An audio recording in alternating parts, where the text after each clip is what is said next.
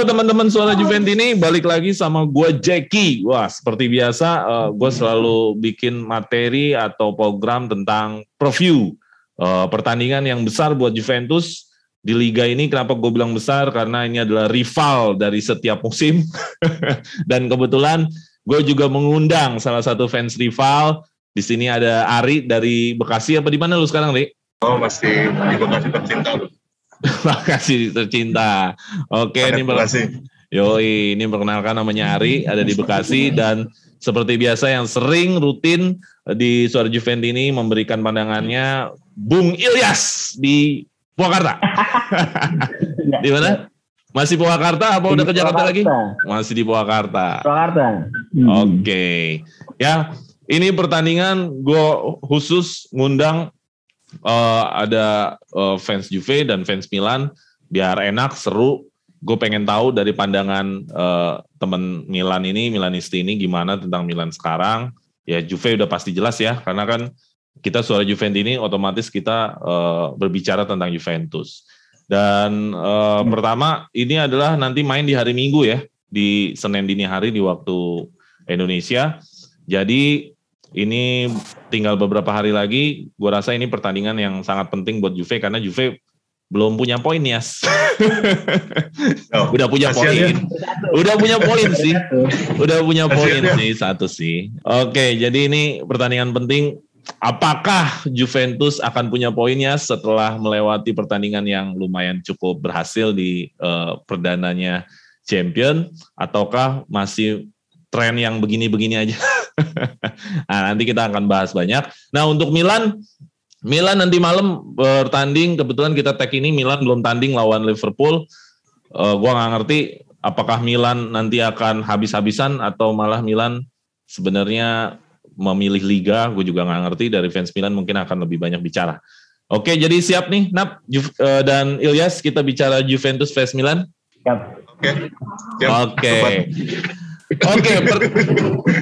Oke.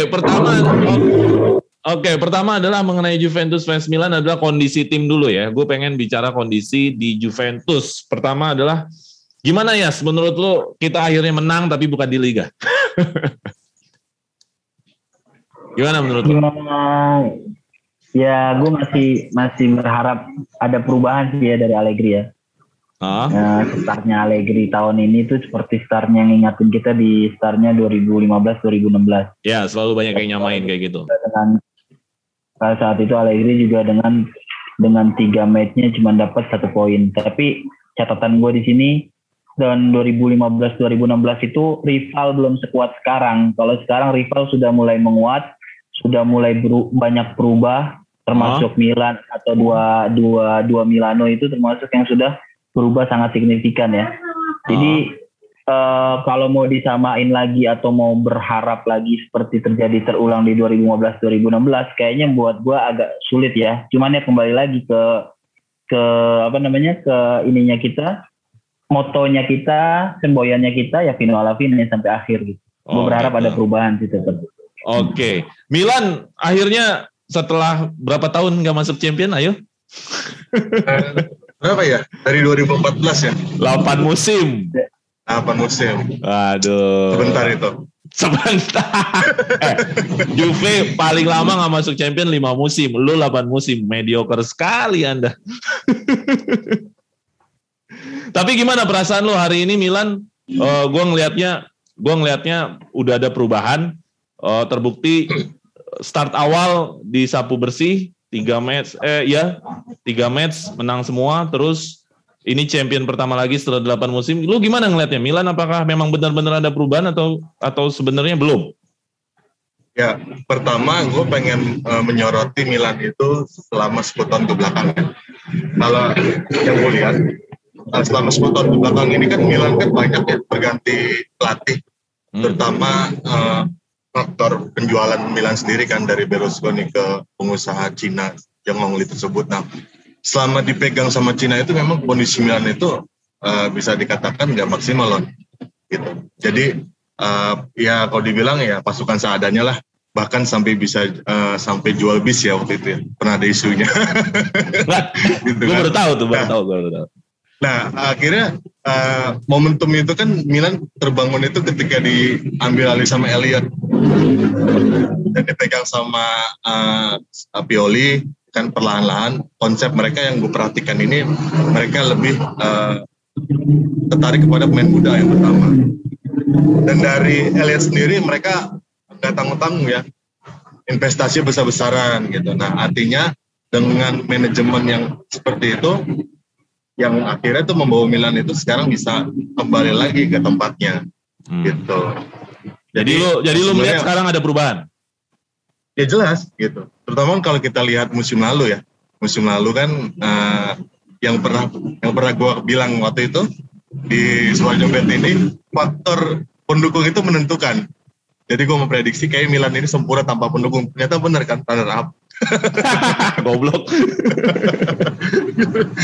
Gitu, jadinya memang ya perlahan-lahan sekarang udah kelihatan sih.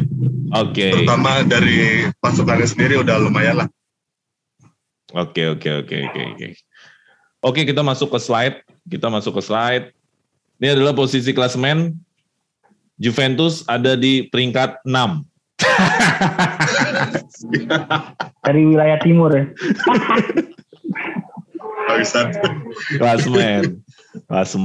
Nih malu nih ya, saya Milanisti, kita klasemen masih di sini. Oke, masalah klasemen memang kita belum ada di 4 besar, Milan sempurna di 9 poin. Gue pribadi ngelihat ini sih banyak yang menyamakan seperti yang lo bilang ya, seperti sama di 2015. Kalau gue ngelihatnya ya kalau dibilang sama, memang sama secara penilaian poin, tapi kondisinya berbeda ya, situasinya berbeda. Setuju nggak lo?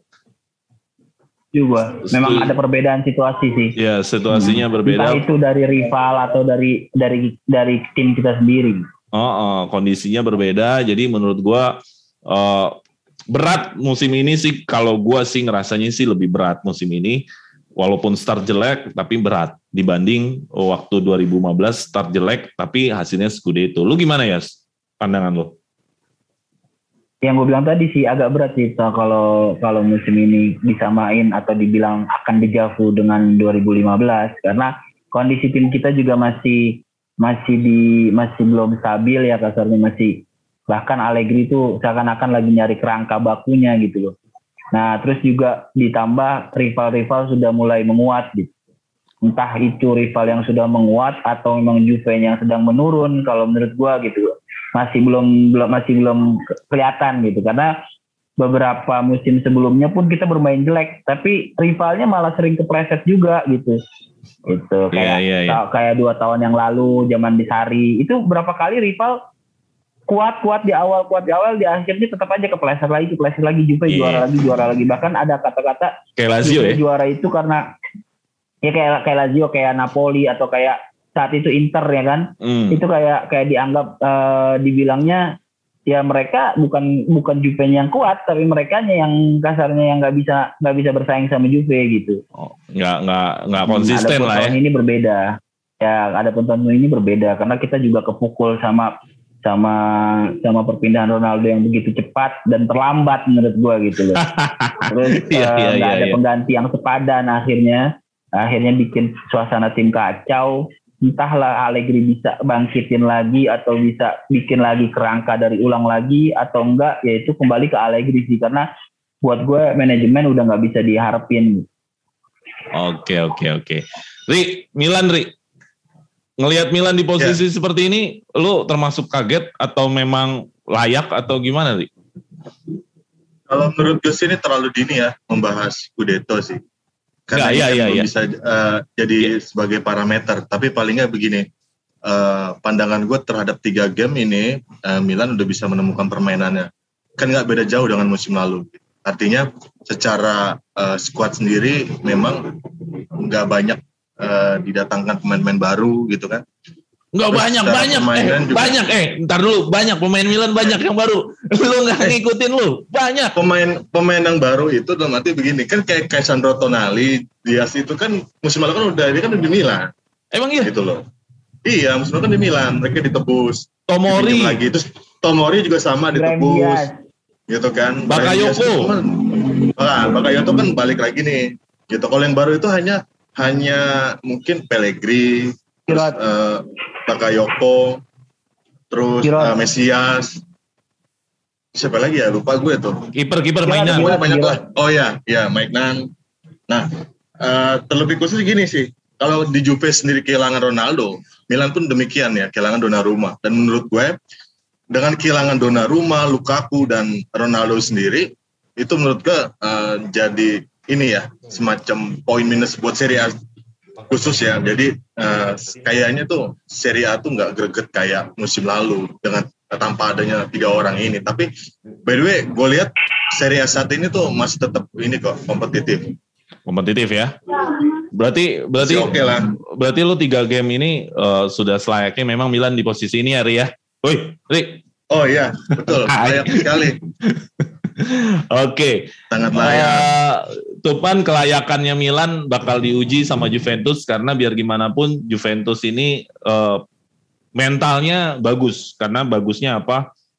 Di UCL habis 3 match, habis dapat poin di match pertamanya. Jadi lu nggak usah ketawa-tawa dulu, Ri. Ini Juventus lagi ini justru lagi pembuktiannya bahwa 3 poin akan didapatkan oleh Juventus. Ya lu takutnya, Ri, kira-kira nih? Nah sih, kan masing-masing tim itu kan dia punya prioritas. Kalau Juve sendiri sih gue yakin prioritas dari dulu ya 50 tahun ke belakang lah selalu champion gitu kan. Tapi kan hasil yang membuktikan gitu. Iya. Oke, kita lanjut lagi. Oke, ini adalah gue kenapa bikin squad value seperti ini. Squad value seperti ini istilahnya ringkasan dari tim. Juventus sebenarnya nih bukan tim biasa aja, bukan tim mahal juga. Bedanya itu sampai hampir 30%, 40% dari nilainya Milan ya. Jadi bayangin 640 juta euro, 466. Berarti kan pemain mahal, pemain mewah semua ya kan. Terus juga pemain Juventus juga nggak dibilang tua-tua karena rata-rata ternyata 27 umurnya. Terus juga kontribusi terhadap timnas juga hampir. Ya, kemarin kita lawan Napoli parah banget. 14 berapa orang sih kemarin nggak masuk tim? 6, setengahnya 6, lah. 7. Ya, setengahnya, dan itu tim inti semua. Nah, ini perbedaannya hanya di pemain muda. Di pemain muda yang masuk timnas hanya 1 orang. Tapi di kita, nah, Milan ini menjadi internasional nih, Ri. Pemainnya kebanyakan asing. 19 pemain kebanyakan asing. Ya, Juventus 14 orang asing, teman kebanyakannya inti sih. Baru sisanya cadangannya Italiano. Melihat gambaran seperti ini, sebenarnya Juventus ini favorit sekali ya Scudetto. Favorit juga untuk kompetisi yang lain. Nah, lu melihat dengan semewah ini, harusnya bagaimana nih melawan Milan? Apakah nanti gambarannya seimbang, Yas? Ataukah sudah menemukan jati dirinya? Ataukah mendominasi Juventus ini dengan melihat skuad seperti ini secara data, terus kedua juga mentalnya juga kemarin bagus karena habis menang. Gimana nanti menurut lo pertandingan? Seperti apa pertandingan? Apakah Juve seperti biasa akan keteteran juga, dominasi atau seperti apa ya? Yes. Kalau gue ngelihat karena gue bahas karena Milan udah mulai kompak ya dari tahun lalu. Dan Juve mulai acak-acakan 3 tahun ini. Kenapa gue bilang acak-acakan? Karena kita 3 tahun, baru kali ini 3 tahun 3 kali ganti pelatih, ya kan? Dalam 3 tahun 3 kali ganti pelatih. Buat gue agak berat sih. Seakan-akan Allegri itu lagi dipaksa untuk merakit ulang atau merancang ulang kembali gitu loh skuadnya. Yang itu bahkan bisa bikin Allegri muter otak dasarnya. Adapun Milan udah hampir 2 tahun ini dia udah mulai konsisten, sudah mulai menemukan jati dirinya mau dibawa kemana ini Milan. Sosok seorang Maldini sih gue bilang yang bagus kalau di Milan, yang maksudnya bikin mereka seperti itu, seperti sekarang ini. Dan di Juve masih gue belum lihat nih setelah tidak adanya Buffon agak berat sih untuk senioritasnya gitu. Chiellini bukan tipe orang yang bisa bisa segreget Buffon gitu. Itu sih yang gue lihat, karena kalau misalnya lo ngomongin masalah pertandingan besok, gue masih 50-50 karena gue belum tahu bisa nggak Allegri bikin kerangka sebagaimana kerangka dia di Malmo kemarin itu diulangin lagi, bisa nggak? Atau kadang Allegri kan demen banget ngeracik, demen banget demen banget improv gitu loh, yang bikin kadang Juve itu menyulitkan dirinya sendiri. Makanya ngelawan Milan nih yang notabene 2 tahun ini mereka udah mulai cocok, udah mulai menemukan kembali gitu cara main mereka.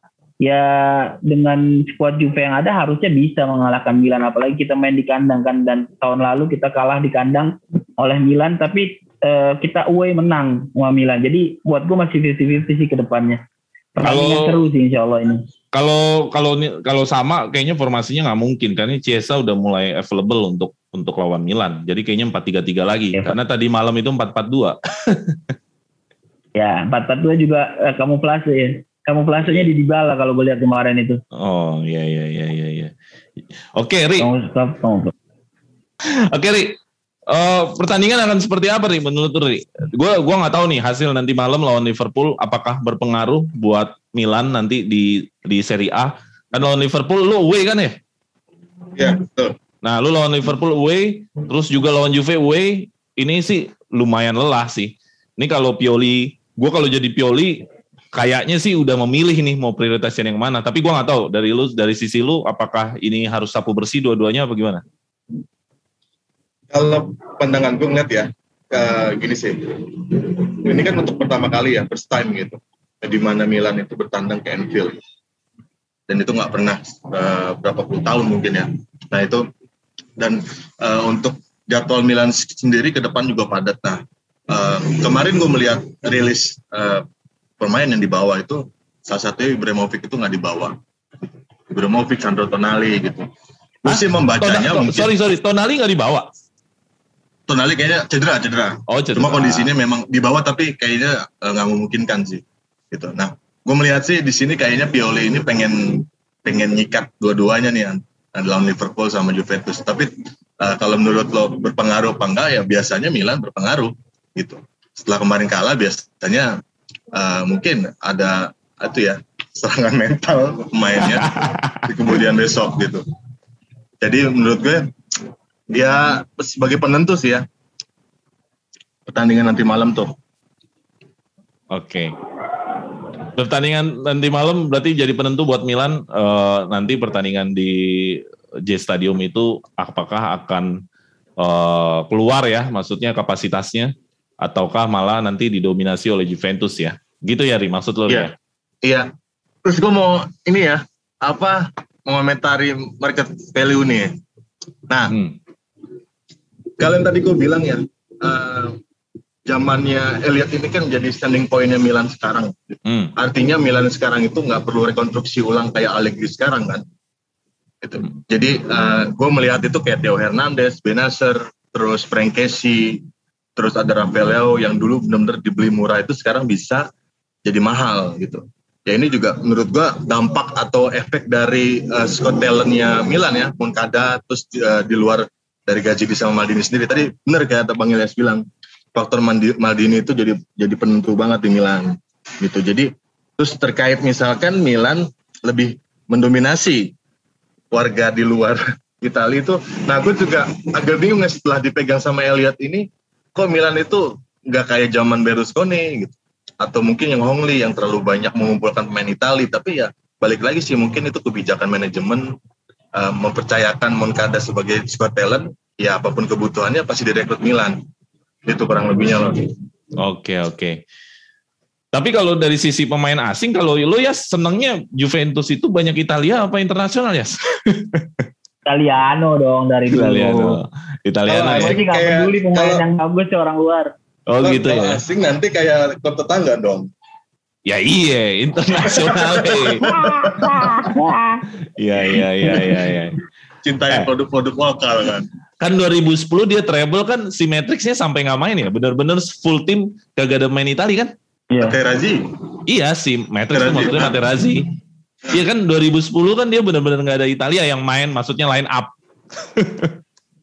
Oh nggak tahu deh kalau itu. Tapi kan gol itu kalau nggak salah ada Thiago Motta kan?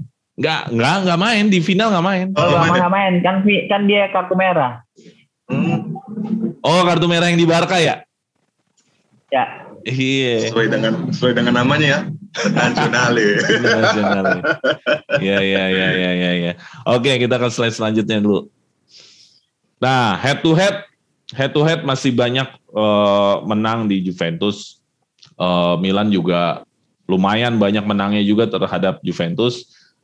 Jadi ini pertandingan sih banyak sekali karena memang hampir tiap musim pasti selalu ketemu. Jadi ini pertandingan yang sangat klasik sekali ya, head to head seperti ini ya. Lu ngelihatnya Ri, apa nostalgia lu Ri? Ada nostalgia tersendiri nggak sih lu tentang, karena kan Juventus Milan ini udah tiap musim selalu bertanding lah. Ada nostalgia tersendiri nggak mengenai Juventus Milan? Ini pertanyaan ini juga akan sama kayak lu ya. Ada nostalgia apa dari Juventus Milan ini? Ya entah waktu itu pertandingan yang lo inget atau apa, atau hal-hal tertentu yang lo inget dari yang lo rasakan ini pertandingan gila. Nostalgia apa Li yang ditawarkan dari Juventus Milan ini? UCL Final League 2003. Oh 2003. Iya. Kenapa lo memilih itu dari sekian banyak pertandingan? Ya emang sih oke, juara champion. Ya tapi alasan lo apa? Ya alasan gue pertama yang gue sorotin di situ kalau dibilang musim terbarunya Ancelotti ya, selang sekitar 2 atau semusim lah Ancelotti baru ke Milan itu bisa juara gitu kan. Dan kita juga nggak bisa memprediksi kalau Milan itu bisa sampai sejauh itu gitu, karena 2003 itu memang kalau diperhatikan itu diingat-ingat sih Milan itu ganasnya di striker Shevchenko, terus Inzaghi, Rivaldo, Rui Costa, Inzaghi, semua ngumpul di sana kan. Itu sih sebenarnya yang mungkin sebagai refleksi. Nah, kalau yang terburuknya ya, gue udah kasih terburuknya nih, mungkin Milan zamannya Young Hongli kali ya, atau bisa dikatakan zamannya Juve dipegang sama Conte tuh. Hampir seluruh pertandingan itu Milan menjerit. Golnya Tevez away, itu memori gue tuh, golnya Tevez away untuk yang era terkenian. Keren. Dan ini yang paling menyakitkan itu di Super League kalau nggak salah ya, gol Morata tuh ya, yang baru masuk. Final Copa. Ya, Super Copa. Final Copa Italia. Itu kan waktunya kan udah mau habis kalau nggak salah tuh. Lupa. Morata sub 2015 itu. Iya. Oke. Banyak ceritanya. Oke, Yas. Nostalgia lo Yas, Juventus Milan Yas. Ini pertandingan klasik banget dan ya bisa gue bilang termasuk klasiko lah, El Clasico-nya di Serie A lah. Apa nostalgia lo? Match apa atau ada hal tertentu nggak? Ya gue sih tetap ya kejadian waktu away ke Milan sih waktu 2011-2012 ya. Away di Milan yang 1-1 gol tidak disahkannya Muntari. Jadi momen terbaik sih menurut gue itu. Jadi momen terbaiknya dengan segala macam kontroversinya ya, sepak bola kontroversi ya, nggak ada yang namanya sepak bola itu nggak ada kontroversinya, pasti ada gitu, ada kontroversinya sepak bola itu. Nah, buat gue momen terbaik gue nonton Milan di akhir-akhir ini, sebenarnya kalau dulunya tuh waktu away ke Milan 1-6 kita menang, Jugovic gue inget banget, masih kecil tuh gue ya. 90 berapa itu? Itu 97 kalau nggak salah. Iya.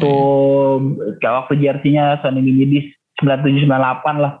Sorry, gue sambil minum ya. Kekinian ya golnya Muntari sih. Golnya Muntari tidak disahkan itu memang menentukan Juve Scudetto unbeaten itu.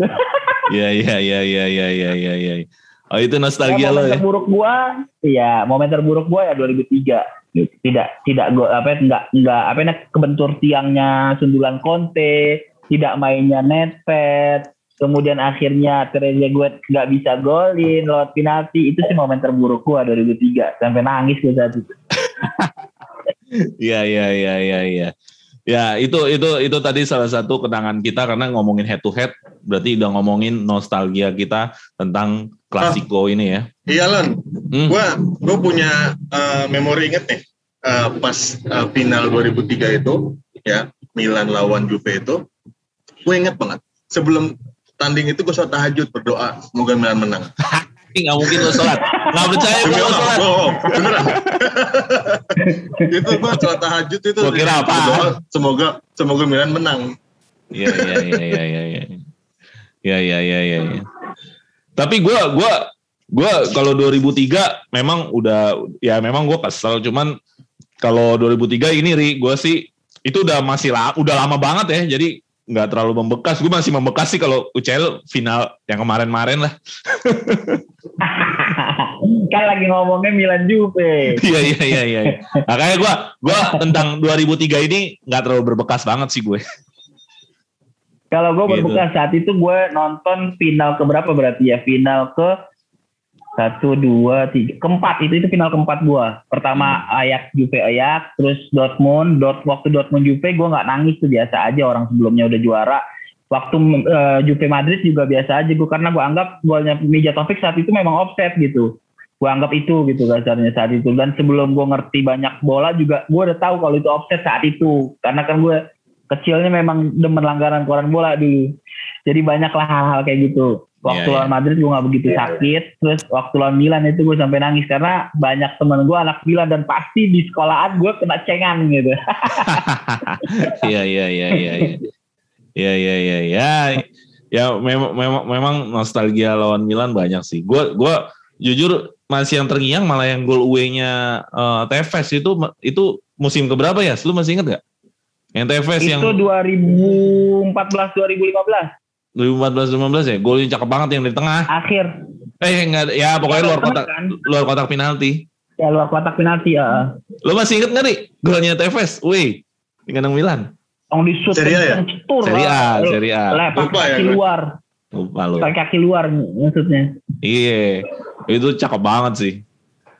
Oke, kita lanjut lagi slide berikutnya. Nah, ini dia head to head 10 pertandingan terakhir. 10 pertandingan terakhir berarti kita ngomongin terakhir kali di kandang, yang tadi yang Ayas bilang di kandang Juve kita kalah, di kandang Milan kita menang. Nah, ini tahun lalu itu. Iya, tahun lalu ya. Dari 10 terakhir ini Juve masih mendominasi ya, dari Copa, Super, Juve masih mendominasi. Ini menurut gua dominasi ini apa terus berjalan, ya kita tahu kondisi tim sekarang udah berubah ya.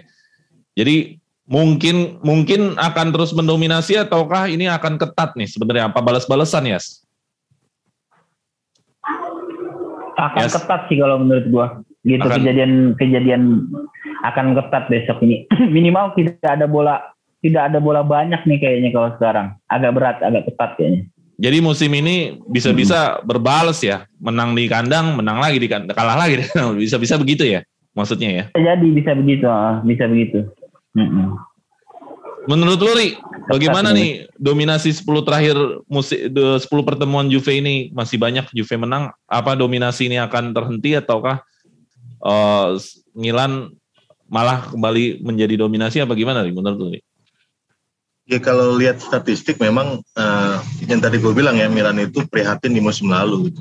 Terlebih kan Milan itu dari tahun 2015 itu sampai saat ini kan sudah berganti pelatih itu kurang lebih 6 ya kalau nggak salah ya. Iya. Yeah. Itulah. Jadi mereka nggak menemukan permainan yang bagus, main-main juga seadanya gitu. Tapi gue percaya sih dari awal memang konsep dari Pioli ini lumayan bagus gitu. Terutama dari pemain-pemain yang dulu dicadangin sekarang jadi pemain utama gitu, kayak Diaz dan Castillejo dulu yang bisa menggeser Suso gitu kan. Jadi kalau menurut gue sih di tangan Pioli ini Milan produktif ya.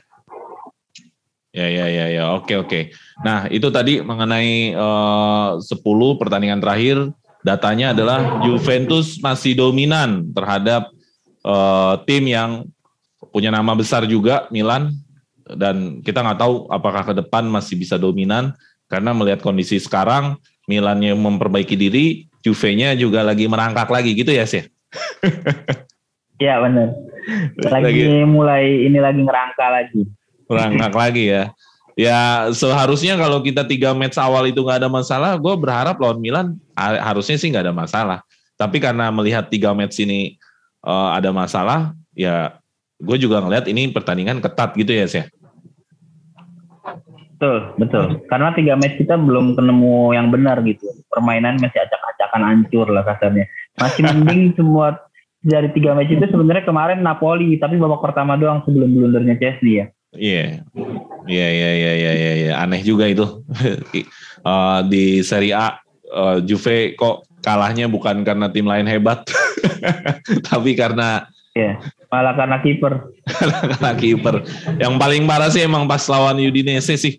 Itu parah banget sih, 2 masalahnya. Parah 2 kali sih memang. Parah. Orang mah kalau apa namanya blunder mah sekali ya.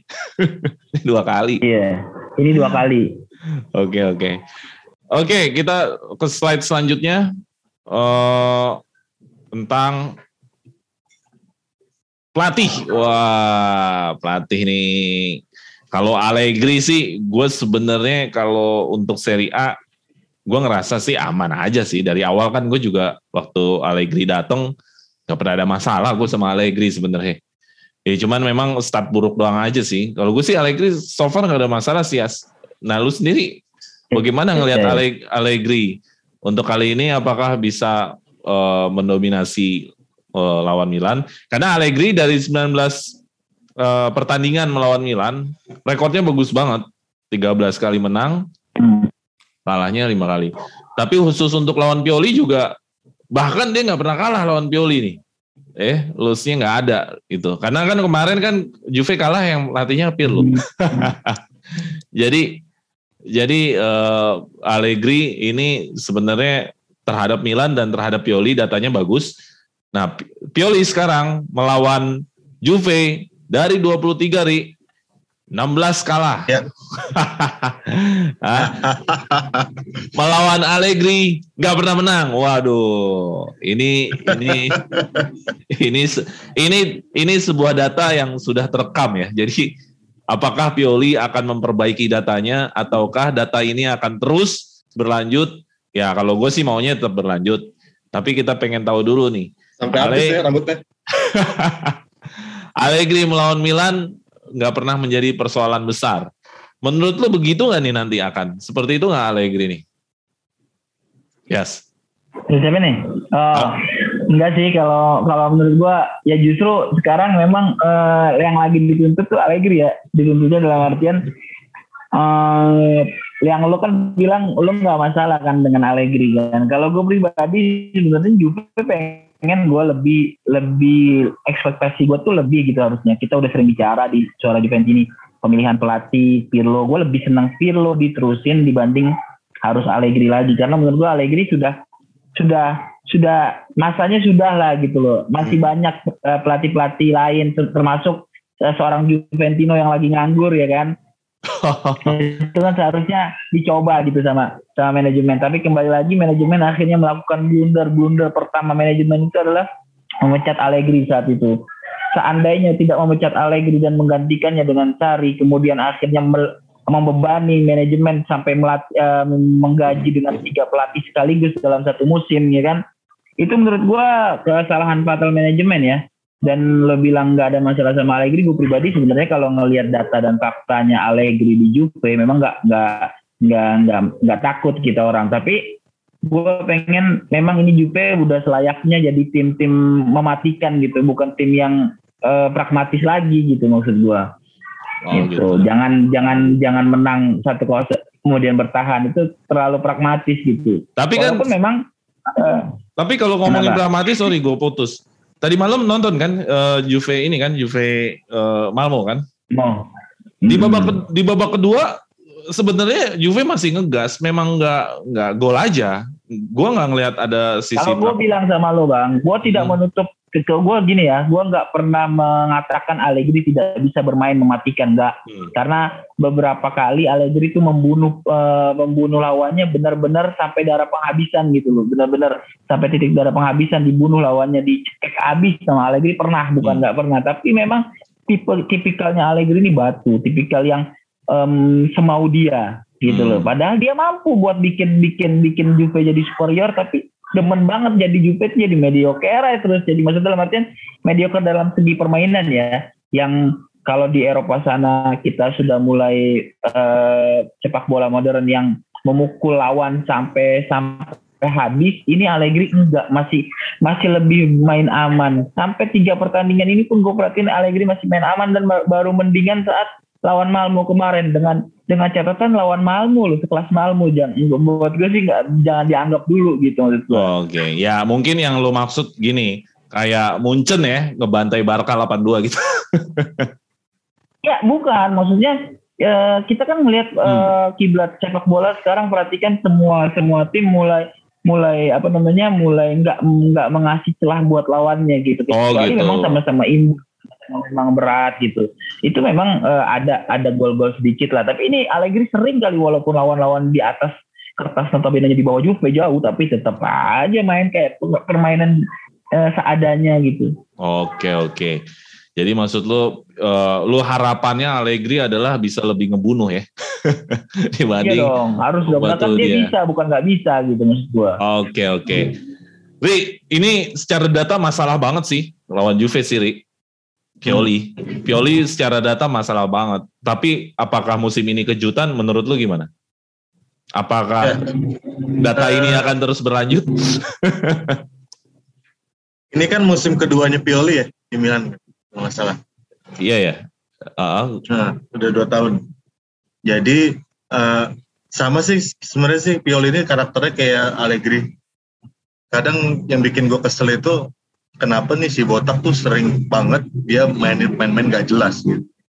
Jadi gitu. Sebagai contoh gini, sebenarnya dari musim lalu sih ya udah gua coba mapping komposisi Milan itu udah bagus untuk sektor penyerang. Playmaker banyak di sana. Tapi kadang Pioli ini suka bingung gitu konsepnya. Nuruninnya Krunic yang tipikal gelandang bertahan gitu. Lalu Krunic dan Castillejo gitu kan. Nah, dan gue perhatiin lagi juga setiap kali Milan seri ataupun menang, itu selalu dia defend.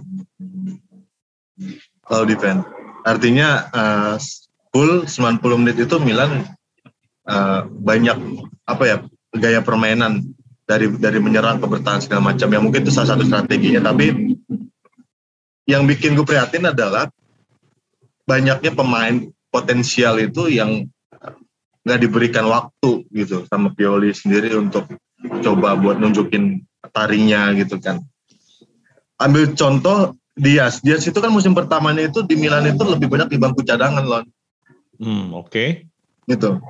Nah akhirnya Brahim Diaz ini kalau nggak salah ya 5 pertandingan terakhir sebelum musim itu berakhir itu dia nunjukin diri kan, termasuk lawan Juve itu yang cetak gol itu. Nah akhirnya disitulah gitu. Padahal kalau dibilang kualitas sendiri ya di atas rata-rata kan Diaz itu. Nah, iya dari Madrid kan? Iya betul. Nah trouble sih di situ ya si Pioli sendiri sih. Dia tuh lebih banyak bermain aman gitu ya. Tapi ini menunjukkan nggak sih kalau kata Ari begitu, Pioli kata Diaz begitu, apakah ini udah jadi karakter pelatih Itali nggak sih? Buktinya Milanisti menganggap Pioli juga main aman juga. Ya benar, gue nggak nutup kemungkinan kalau itu memang karakternya pelatih Italia. Tapi yang gue sangat heranin, gue sangat sayangin itu Allegri mampu gitu loh bisa bikin Juve superior. Itu sering banget kita di Tottenham kita bisa menang dengan superior. Di Madrid walaupun kontroversi terakhir penaltinya Benatia itu kan yang diberikan kepada Juve yang kita udah menang 3-0. Itu menurut gue Allegri sering banget gitu ngelakuin hal-hal superior gitu di Juve. Cuman kok kenapa ya kayak dia nggak mau gitu ngelakuin konsisten dengan kesuperiorannya itu gitu. Malah demennya itu kebanyakannya pragmatis mulu gitu. Itu sih menurut gua. Oke. Sama tuh Lan, Pioli juga Lan, musim lalu tuh bisa dibilang Milan itu kemungkinan besar itu Scudetto. Gitu kan. Iya kan kita kan bermain data nih. Milan kan sempat setengah musim ya juara. Iya, ada posternya champion di Inferno.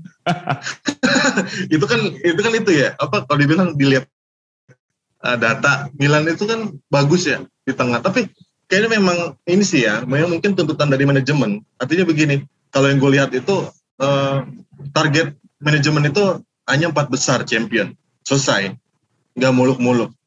Tapi gue sebagai Milanis di balik layar gitu, ya berpikir kalau memang ada kesempatan untuk seperti itu kan kenapa enggak kan gitu dong. Oh gitu. Nah itulah menurut gue dari beberapa match itu Milan terlalu ngoyo, terlalu berbuang-buang waktu banget gitu. Ya itu mungkin bisa jadi catatan juga gitu di musim ini. Ya mungkin musim kemarin targetnya champion, musim ini targetnya masuk champion, musim ini mungkin Scudetto ya, agak kemungkinan besar. Oh gitu. Oke. Ya itu tadi sekilas tentang tadi yang gue bilang head to head pelatih ya. Jadi di sini secara data udah jelas banget bahwa Allegri masih mendominasi. Apakah nanti Pioli memberikan kejutan ataukah Allegri meneruskan dominasinya? Kalau gue dari sisi Juventus ya selalu inginnya Allegri meneruskan dominasinya. Mungkin dari sisi Ari juga inginnya Pioli memberikan kejutan. Pasti gitu juga kan harapan Lori ya. Karena melihat datanya memang Pioli ini payah banget kalau lawan Juve sama Allegri. Jadi gue rasa ini saatnya Pioli menunjukkan kejutannya dan ini saatnya juga Allegri untuk dapetin poin di 3 Serie A. Ya. Oke, kita lanjut lagi. Nah, ini pemain kunci. Ini dari suara Juventini aja, tapi gue pengen tahu dari lo. Apakah pemain kunci? Gue pengen ada 2 dari setiap klub pemain kunci yang lo kira nih dari Ari sama Ilyas bakal jadi pemain kunci di match ini. Gue pribadi pemain kunci di sini adalah Locatelli sama Chiesa. Kalau gue pribadi itu. Kalau lo Yas, pemain kunci lo nanti siapa Yas? Gue Chiesa sama Dybala. Oh, Chiesa sama Dybala ya. Oke, alasannya Chiesa sama Dybala? Gue Chiesa sama Dybala, alasan gue ya pertama Chiesa fit ya. Udah nanti lawan Milan tuh fit, dan Chiesa itu jadi momok Milan tahun lalu sebenarnya. Cuman memang waktu di home kita cakak-cakan, entah karena memang pelatihnya yang masih baru atau memang saat itu timnya lagi kacau. Gue juga nggak bisa nilai ya, karena sampai kita dibantai 3-0 kan. Tapi buat gue Chiesa bakal jadi penentu sih sama Dybala. Adapun Dybala ya tugas akhir dia sebagai kapten itu jadi suntikan moral buat dia. Jadi karena Dybala udah matang ya, menurut lo ya gitu ya, karena dia udah matang dan segi kapten, jadi dia pasti nunjukin kompetensinya gitu ya. Ya betul. Oke. Ya Chiesa gue juga sepakat sih, Chiesa itu kan karena speednya bagus dan dia punya daya jelajahnya juga nggak nanggung-nanggung dari Euro dan banyak pertandingan Juve yang dia berani ngejelajah. Nah, Ri, pemain penting menurut lo yang akan jadi kunci untuk pertandingan lawan Juve siapa, Ri? Dari main Milan, 2 pemain. Zlatan sama Brahim Diaz sih kalau menurut gue sih. Zlatan sama Ibrahim Diaz. Kenapa nggak Tonali atau Kessie atau Leao atau? Kalau gini, kalau Sandro Tonali oke lah ya, karena beberapa pertandingan ke belakang itu kan dia jadi starting line up terus gantiin Frank Kessie kan, dan itu memang udah dibuktikan. Gitu. Bahkan dia mencetak gol free kick waktu itu kan. Nah tapi gue melihat sih satu pemain ini mungkin mentalnya masih belum terbangun ya, belum terbentuk gitu. Jadi memang pengaruh supporter ini juga mendominasi mental pemain gitu kan. Kalau Zlatan sendiri kan kita tahu ya, ini pemain udah tua banget gitu, tapi paling nggak dia tuh bisa motivasi. Bahkan gue bingung sekarang kok Milan itu jadi hobi ngoleksi pemain tua gitu, setelah Zlatan datang lagi Giroud gitu kan, ada Simon Kjaer gitu. Ketularan Juve loh. Tapi gue membaca sih gini Lon, ya memang ini ya biar balance gitu ya, main tua itu memang dibutuhkan gitu. Paling nggak buat suntikan moral mereka gitu kan. Dan Zlatan sendiri ini kan tipikal kalau di lapangan itu galak dia. Jadi dioper salah pun dia bakalan ngamuk gitu. Jadi kenapa Brahim ya menurut gue pemain ini ya sama kayak Chiesa, tipikal jelajah. Beda dong. Chiesa playmaker, Diaz kan playmaker, gimana sih? Chiesa bukan. Oh, siapa? Chiesa bukan playmaker. Brahim Diaz kan playmaker kan? Maksudnya tipikal sprinter. Masa sih? Brahim Diaz itu kan bisa kadang ditaruh di Pioli itu, kadang suka di sayap. Dan sekarang dia menggantikan peran itu Hakan Calhanoglu. Oh iya. Oh gitu. Jadi sebenarnya dia juga penyerang sayap juga gitu ya? Ya, dia bisa dikatakan. Cuma kalau memang penyerang sayap banget, murni Ante Rebic di Milan gitu kan. Oh iya betul. Kalau nggak Rebic ya Rafael Leao gitu. Tapi yang menurut gue yang bakalan jadi sorotan itu ya si Brahim Diaz, karena memang dia kan di Milan itu kan dibilang bukan hanya terpaku dengan satu titik, dia tuh jelajahnya kemana-mana gitu. Bahkan dia bantu ke belakang sendiri. Gitu. Okay. Dan ini orang kecil-kecil juga cabai rawit. Iya benar, kecil ya. Ya, lu setuju nggak ya kalau si Ibrahimovic sama Ibrahim Diaz nanti yang akan menyulitkan Juventus?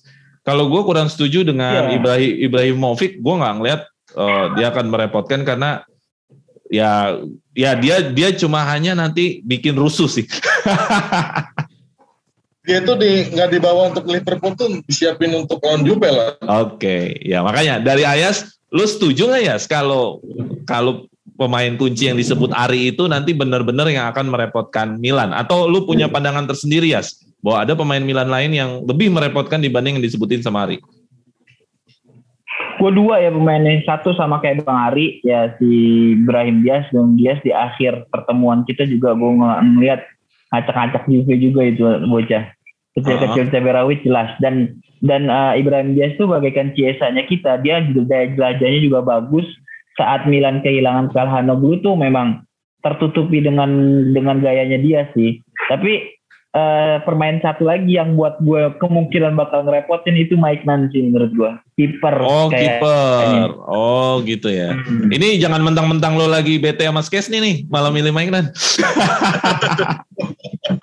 Enggak, gue ngeliat beberapa pertandingan Maignan sama Milan nih layak gitu buat dianggap pengganti Donnarumma, bagus gitu. Tapi nggak tahu ya konsisten apa enggaknya, kan kita juga nggak tahu karena baru 3 match gitu.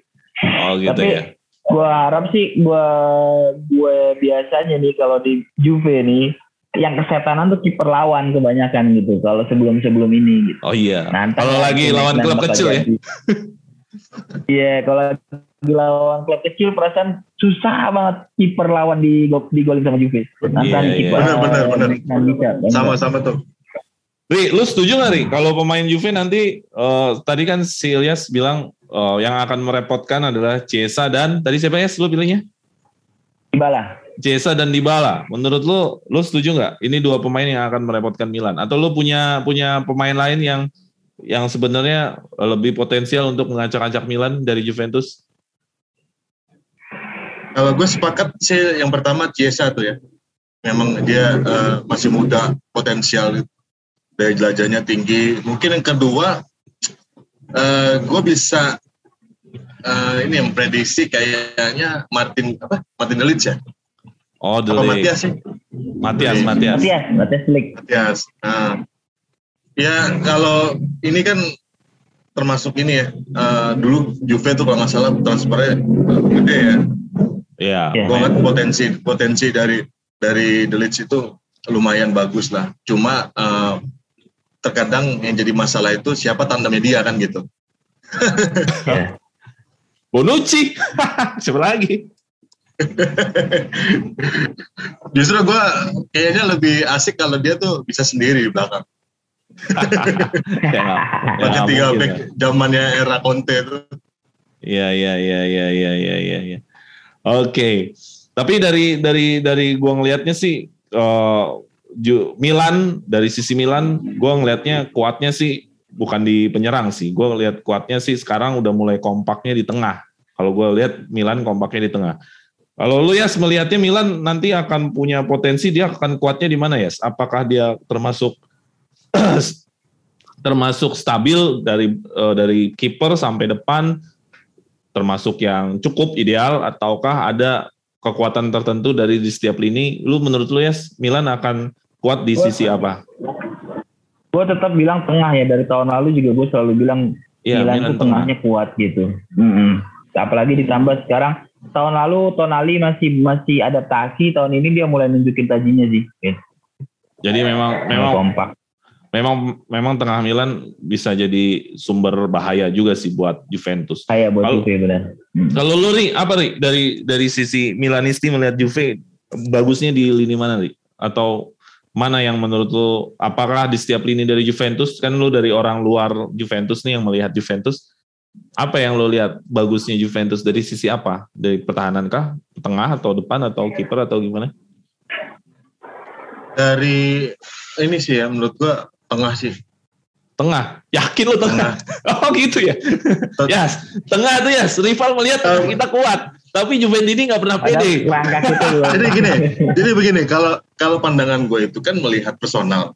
Oh gitu. Secara individu. Individu. Nah itu kan bagus ya. Maksudnya Juve itu bagus lah sama kayak Milan. Tumpuk di tengah semua. Tapi yang jadi kunci itu kan bagaimana ini pelatih itu meracik kan gitu. Tadi gue bilang kan, ini kan tugasnya Allegri itu merekonstruksi ulang kan. Gimana kemarin pemain yang banyak dari Pirlo, terus dari Sarri. Jadi mungkin mereka juga masih meraba-raba gitu loh. Enggak, gue pikir lu bakal jawab Juventus itu kuatnya di depan, Ri. Gue agak kaget ketika lu bilang Juventus itu kuatnya di tengah. Karena kenapa gue bilang begitu? Karena back Milan itu udah kuat loh. Jadi nggak mungkin gue bilang katakan bagus. Fuck. Sial. Nah ini yang bener dong lo. Jadi tengah nih. Oh jadi, gitu ya. Jadi tengah. Iya. Setuju nggak lo Yas? Kalau main kita kuat tengah. Karena di Juventus ini kebanyakan lebih pedenya pemain depan. Iya nggak sih Yas? Wah kita punya kekuatan di pemain depan.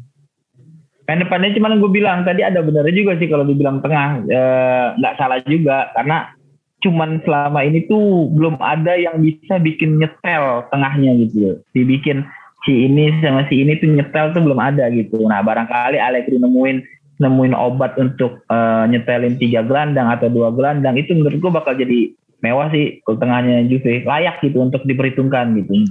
Iya. Oke. Tapi Lon tambahan sedikit Lon. Iya, gimana?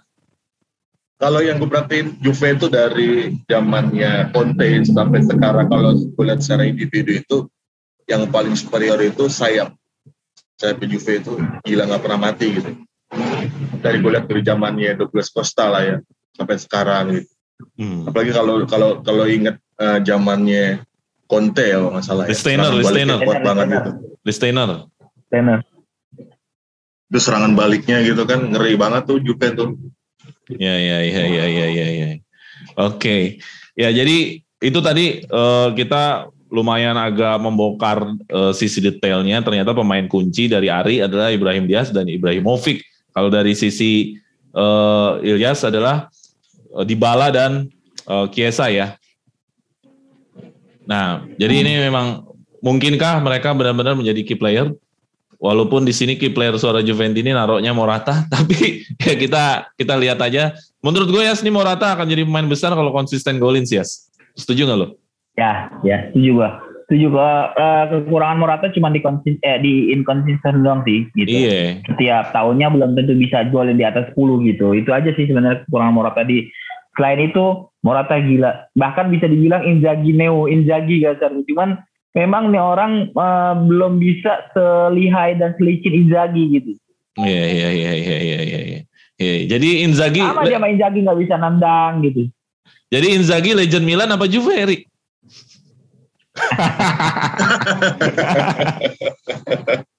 Itu biar publik yang menilai lah. Kan udah UCL udah 2 Lon. Iya. Oke. Terakhir deh, prediksi lu skor berapa, Ri? Prediksi 1-3 buat Milan. Wajib, optimis bener. Oke. Yang golin sekalian, Milan siapa aja? Theo Hernandez, Zlatan, sama mungkin satu lagi Rafael Leo.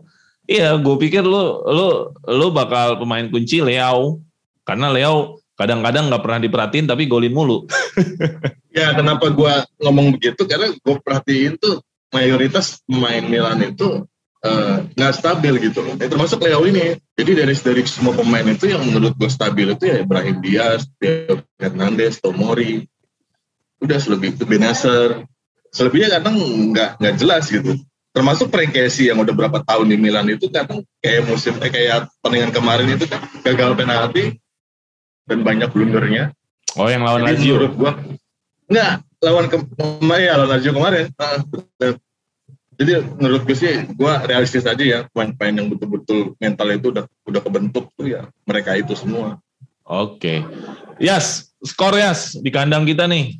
Jangan kasih clean sheet lah, clean sheet. Hah? Berapa? 2-0. Yang golin siapa? Morata Dybala. Siapa? Dybala dan? Morata Dybala. Oh, Morata Dybala ya. Kesa nggak golin, Kesa asis ya. Kesa jadi kayak player aja. Yoi, Morata Dybala ya. Yoi. Gue sih berharap memang Morata bisa lebih sering golin lagi di musim ini. Oke, itu aja. Ri, terakhir ada yang mau disampaikan tentang Juve Milan ini? Ini sebenarnya sih momentum. Kita udah setahun lebih ya, kita nggak ngeliat Serie A itu tanpa penonton kan. Jadi menurut gue ini momentum ngelihat kekuatan tim masing-masing ya sebenarnya. Jadi kita bisa komparasi antara bagaimana tahun lalu tanpa penonton dan sekarang ada penonton lagi. Gitu kira-kira Lon. Tapi di Milan kan rame penonton mah udah di San Siro. Iya itu loh, makanya tadi gue bilang faktor penonton itu kan jadi penentu. Kita kan bisa bandingin ya antara musim lalu sama musim sekarang kan. Oke. Jadi menurut lo di penonton ini punya kontribusi banyak terhadap Milan gitu, Li? Jelas. Itu yang gue lihat dari tahun ke tahun ya. Makanya ini nanti malam kita lihat gimana Milan main di Anfield tuh. Jadi tolak ukur aja. Iya. 8 musim baru main lagi. Gila ya. Itu zamannya Ricardo Kakak loh. Balik lagi ke Milan. Oh iya. Gue tadi baca di Twitter, Li, ada orang yang bilang 8 musim baru main. Lama juga ya. Gue kan gak pernah ngitungin Milan gak pernah main di Champion. Gila juga 8 musim. Lon, terus terang aja. Gue nonton bola itu hanya yang gue tonton hanya Milan. Udah. Selesai. Milanis ini. Oke. Yes, terakhir tentang Juve Milan, Yes. Apa ya? Gue berharap ini momentum kebangkitan Juve ya. Gitu aja sih. Ya karena memang kita di Serie A lagi peringkat 6 ya. Wilayah Timur. Wilayah Timur. Lagi di peringkat 6 Wilayah Timur. Lan, satu lagi Lan. Mungkin kita nanti bisa ngelihat nih bagaimana kinerja seorang wasit. Karena memang selama ini kan yang jadi masalah kadang. Ya tadi kayak Bang Ilyas bilang gitu. Kalau bukan kontroversi bukan Serie A namanya. Jadi kayak menarik tuh. Nanti kita ya lihat. Lu klub lu itu 20 gol penalti musim kemarin. Oh enggak dong. Itu kan banyak ya. Banyak lah. Hampir stop match tuh. Hampir stop match Milan dapat penalti. Tapi positif thinking aja memang striker Milan tuh dahsyat loh. Iya, AC penalti jadinya gila. AC penalti.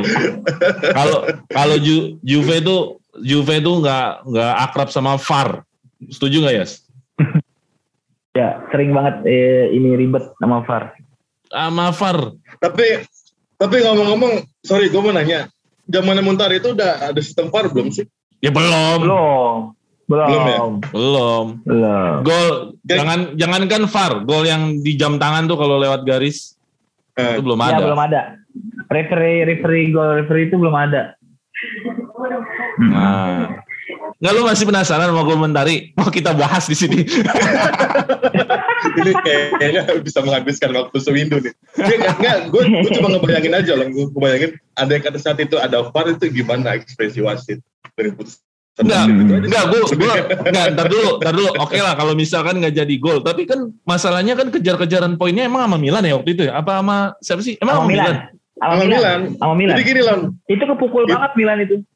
Itu kalau dibilang tuh musim krusialnya Milan, terutama di pertandingan itu. Setelah gol Montari dianulir, otomatis yang gue lihat itu mental pemain Milan itu down semua. Gitu. Iya. Jadi gue bisa ngebayangin andai kata gol itu dan saat itu udah make VAR, ya mungkin beda cerita ya, gitu. Ya itulah, itu sama aja kayak kita bicarain kalau seandainya Maradona ada gol tangan Tuhan, tai juga. Gue dong. Lah iya kan. Jarak interval waktunya jauh banget loh. Iya. Maksudnya memang sebelum ada VAR dan sebelum ada kayak gitu tuh. Memang. Tapi waktu pertandingan itu juga ada golnya Matri di offset ya? Dianulir. Yang rambut doang dianulir. Ya. Saat itu. Jadi sebenarnya kalaupun kita bicara VAR saat itu ada banyak kemungkinan gitu, entah itu memang seri atau entah itu menang Milan atau bahkan menang Juve, kan kita juga nggak tahu kasarnya kalau udah bicara kemungkinan VAR ya. Karena setelah kejadian Milan menang 2-0, kemudian Matri golin, pas golin yang kedua kali Juve mau menang itu kena offset Matrinya. Padahal kalau dilihat siaran ulangnya cuma rambutnya doang. Iya. Konyol ya. Iya. Konyol. Kontroversi itu selalu konyol sih, cuman itulah ya bumbunya Serie A lah kan. Iya. Tapi memang gue ngelihatnya sih kalau Juve vs Milan tuh persaingan antar legenda dari dulu nggak selesai. Maksudnya selalu ada nama besar dari setiap tim ya. Kayak dulu kan. Dan main balas-balasan sih. Iya. Dulu tuh menggila. Tapi kan karena Milan terakhir ini berapa musim. Dulu. Lah iya dong. Ya kan berapa musim terakhir kan memediokarkan diri. Nah baru nih musim ini nih Milan udah mulai kelihatan lagi. Ya kan Ri? Bener kan Ri? Iya benar. Tapi